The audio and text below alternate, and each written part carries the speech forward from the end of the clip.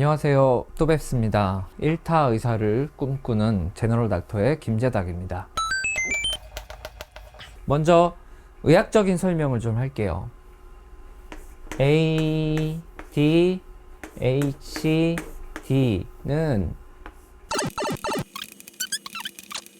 거든요.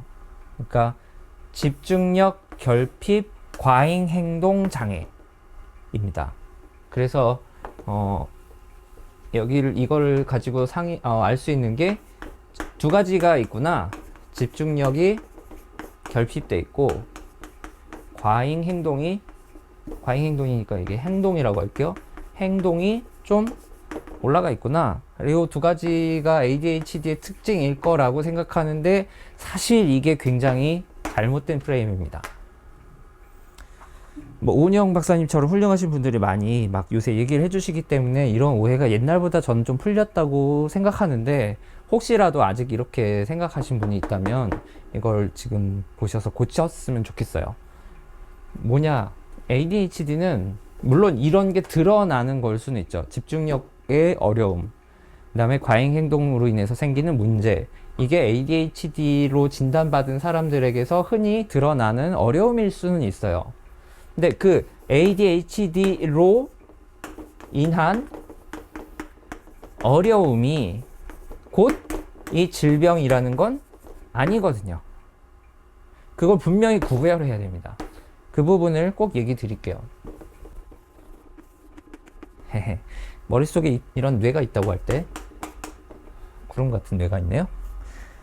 이 뇌에 무슨 엽 있는 거 아시죠? ADHD는 요즘 저희가 이해하기로는 이렇게 전두엽이 있는데, 전두엽에서도 맨 앞에, 그래서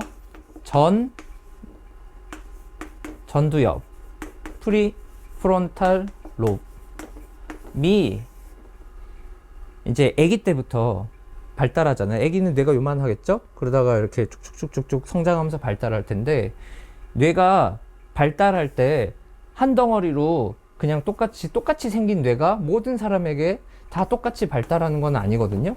어떤 사람, 왜 우리 태어날 때부터 조금씩 다르잖아요. 어떤 사람은 소리에 민감하고, 어떤 사람은 맛에 민감하고, 어떤 사람은 감정적인 거에 민감하고, 그게 다 뇌에서 이루어지는 일인데, 뇌가 어느 부분은 더 발달하고 어느 부분은 덜 발달하고가 있다는 얘기거든요. 그런 것처럼 ADHD는 지금 저희가 알고 있기로는 전두엽이라는 영역이 다른 사람들의 평균에 비해서 늦게 발달한다는 거예요. 그래서 나타나는 문제를 ADHD라고 여기가 부른다 라고 요새 설명을 하고 있습니다. 이렇게 생각해 보시죠. 어떤 애가, 강아지가 굉장히 무시무시하게 생겼네요. 강아지입니다. 강아지랑 까르르 하면서 막 놀고 있어요. 까르르. 자, 이 아이가 강아지가 애랑 놀고 있는 거 맞아요. 애가 강아지랑 놀고 있고, 네. 이 아이가 강아지랑 놀고 있는데, 이 광경이 우리가 보기에, 그러니까 이 둘의 상호작용으로 끝날 수도 있지만, 상호작용 1, 그리고 우리가 엄마나 아빠나 누군가 바라보는 상호작용 2가 있다고 쳐봅시다. 상호작용 1, 우리가 그린 것처럼 재밌게 잘 놀아요. 근데 만약에 얘가 강아지가 계속해서 싫어하는데도 불구하고 계속 강아지의 막 귀를 잡아당기고 막 그러면서 강아지가 막 괴로워하는데 그 신호를 잘 못 알아채고 까르르 하면서 계속 놀아요. 그러면 옆에서 그런 상호작용 하나가 있을 때 옆에서 부모가 보면서 그러겠죠. 야, 그만해. 너 왜 자꾸 강아지를 괴롭혀. 그냥 좋게 잘 놀아줘. 쟤 괴로워하는 거 안 보여? 그랬을 때 그 상호작용의 결과, 이제 얘가 그게 인풋이 됐잖아요. 다른 상호작용으로 바뀌어서, 아, 맞다. 얘가 내가 몰입을 해서 몰랐구나. 강아지가 아파하는구나. 애들은 이제 좀 그럴 수 있잖아요. 자기중심적 사고를 하니까. 그래서 그럼 하지 말아야지, 미안, 이렇게 하는 결론이 있을 수 있고, 그 세 번째 상호작용. 두 번째 상호작용에 따른 변형된 상호작용 있을 수 있고, 그게 아니라 그냥 무시, 똑같이 계속 아니 뭐 어때서 라든가 아니면 못 들은 척하고 그냥 계속 한다. 그랬을 때 부모가, 이게 세 번째 상호작용이죠. 세 번째 상호작용에 따른 상호작용으로 얘를 아휴 쟤는 뭐 답도 없어 할 수도 있고, 아니면 가서 못하게 뜯어 말릴 수도 있고, 아니면 애를 혼낼 수도 있고, 아니면 뭐 부모끼리 이상한 경우는 뭐 아유 당신 닮아서 저렇잖아요 하면서 서로 싸울 수도 있겠죠. 자, 이 모든 상호작용은 이 아이에게도 기억되고 강아지에게도 기억되고 부모에게도 기억됩니다. 경험이, 상호작용의 경험이 다 기록됩니다.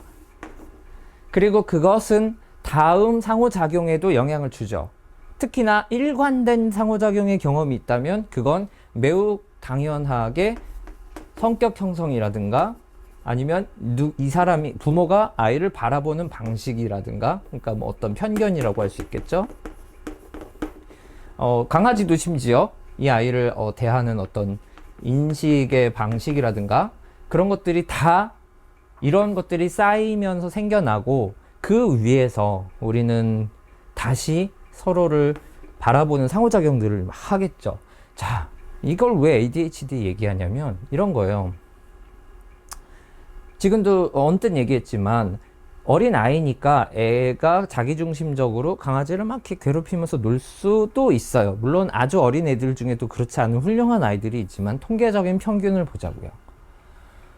그렇게 놀다가도 부모라는 어떤 기준을 제시해주는 사람이 좋게 제대로 된 방식으로 그건 아니야 라고 알려줬을 때 둘의 상호작용이 평소에 잘 누적이 돼 있다면 아이가 받아들이고 멈추는 게 가능하겠죠. 언제부터? 그런 상호작용이 가능할 때부터, 나이가. 그래서 만 5세나 만 6세 미만에서는 ADHD 진단을 하지 못해요. 만 6세가 되기 전에 아이들이 보이는 어떤 야 쟤는 좀 너무 심한데 하는 것들은 범위 안에 있다는 거예요. 오해할 수 있는 범위 안에. 쟤는 왜 이렇게 말이 안 통해? 이것도. ADHD인지 아닌지 모르는 이 아이가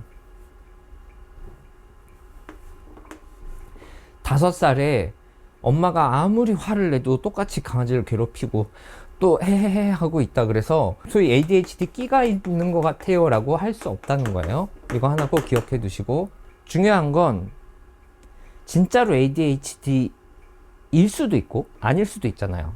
그죠? 그럼 아닐 수도 있는 아이를 내가 ADHD로 보고 대했을 때 문제가 뭐냐?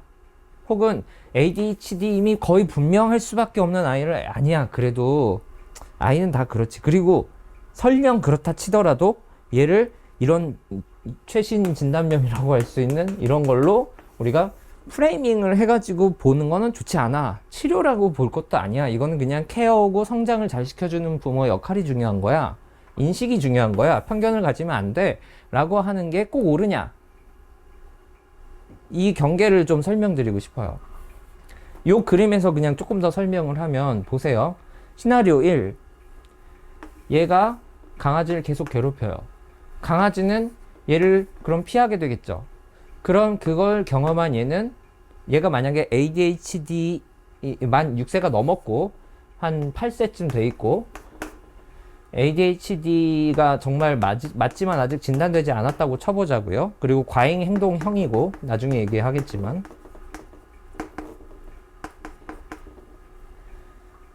그랬을 때 얘가 강아지를 계속해서 너무나 예뻐하는 우리 집 김태리의 이름을 쓰면 테리인데 너무나 예뻐하는 강아지지만 계속해서 얘는 이 강아지의 귀가 너무 좋아.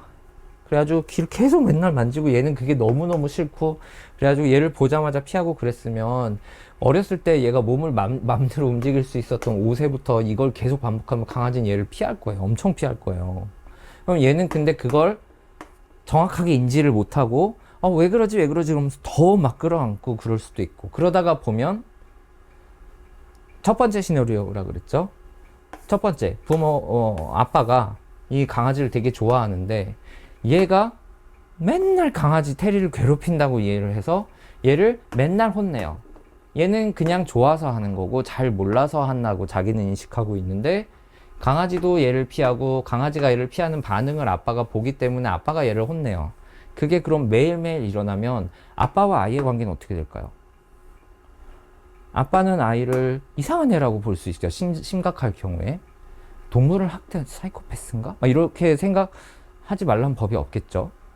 그리고 아빠한테 계속 혼난 아이는 아빠의 눈치를 보거나 아빠가 감정적으로 조절을 못할 경우에 아빠를 무서워하게 될 수도 있겠죠. 나쁜 상호작용이 누적된다고요. 그러면 이 아이가 나중에 다른 일을 하게 될 때도, 다른 상황에서도 동물이 옆에 있고 얘는 전혀 얘를 괴롭히고 싶은 마음이 없는데도 아빠는 야, 너 쟤한테 떨어져, 이럴 수도 있죠. 얘는 그저 이 강아지의 귀가 좋았고 자기 강아지니까 자기가 예뻐했던 방식이 좀 적절치 않았던 것 뿐인데, 그럼 이건 과연 ADHD 자체가 문제냐? 약을 먹으면 이게 해결이 되냐? 이미 이렇게 상호작용이 누적된 그 자체가 문제가 돼요. 그걸 얘기 드리고 싶어요. ADHD이냐 아니냐는 물론 의미가 있지만 우리가 평소에 생활할 때는 마치 제가 키가 170, 슬픈 얘기지만 170밖에 안 되는데, 이런 사람이 저신장증이라서 어렸을 때 더 호르몬 치료를 받았으면 이렇게 컸을 수도 있을 텐데 아쉽다, 이거를 지금 와서 얘기하는 게 크게 무의미하잖아요. 그런 것처럼 ADHD의 소인이 있든 없든 어떤 사람이 이미 주변과 상호작용을 이렇게 하고 있는 거, 그게 더 문제가 된다는 거예요. 시나리오 두 번째, 아이가 이렇게 됐어요. 똑같이 강아지가 싫어해요. 그런데 그거에 대해서 아빠가 강아지 역시 똑같이 좋아해요. 그래서 강아지와 아이를 항상 잘 떨어뜨려 놔요. 그런 개입을 하는 원칙을 세워요. 그래서 이 아이는 워낙 이럴 수도 있는 성향은 똑같이 가지고 있지만 첫 번째 시나리오에 비해서 강아지를 괴롭힐 수 있는 기회가 적어요. 그래서 강아지는 얘를 덜 싫어하게 돼요. 그러니까 아빠는 이런 상황이 적어지니까 아이를 덜 혼내게 돼요. 어때요? 완전히 다른 시나리오가 되죠. 이 판단이 달라진 건데 얘가 달라진 것도 아니고 강아지가 달라진 것도 아니고 아빠가 달라진 것도 아니에요. 생물학적인 변화가 없는데도 그냥 이 아이는 ADHD로 인한 문제를 훨씬 덜 겪게 돼요.